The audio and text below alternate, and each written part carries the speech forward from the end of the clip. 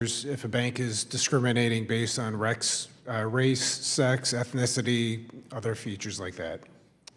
And do you agree that this type of discrimination still exists?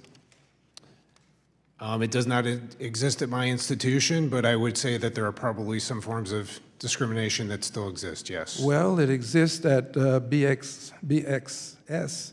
They just agreed to pay a $10.6 million settlement because of their behavior.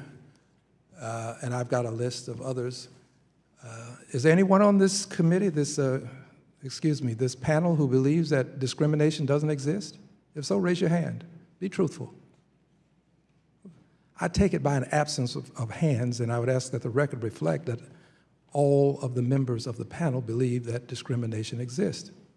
Now, Mr. Fisher, if it exists, and you've acknowledged it, but not at your bank, if it exists, how would you have us deal with something that prevents some people from accessing capital that are qualified to receive the capital?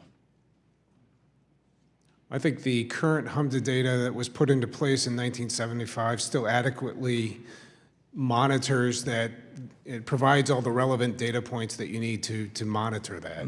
I don't think the expanded data points are significant. Tell me about your background, Mr. Fisher.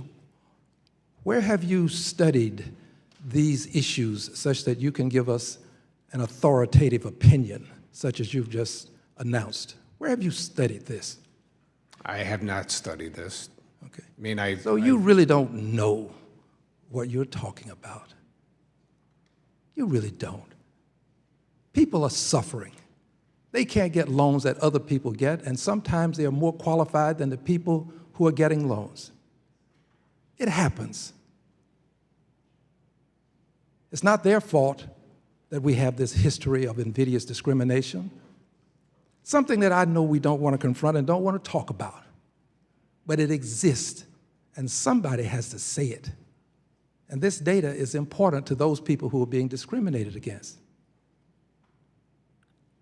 If someone can give us a better way to do this, I'd be honored to hear it. But we don't have it. In fact, this is not enough. We ought to be able to test banks. We ought to be able to send people into banks to try to get loans, different ethnicities, and find out who's really discriminating against people and to what extent. Mr. Estrada, sir, tell us about this color of money. Is that the article that you referenced? Yes. Okay, I read that some time ago. But my recollection is that they found that there were some serious infractions. Is that a fair statement? Yes. Can you articulate some of these infractions, please? Yes, and I think this is a great example to outline kind of the spectrum of what you said of just kind of blatant, obvious, all-out racism where borrowers were declined loans based on the color of their skin, but also through this data requirement, the kind of the more complex system that we have of discrimination.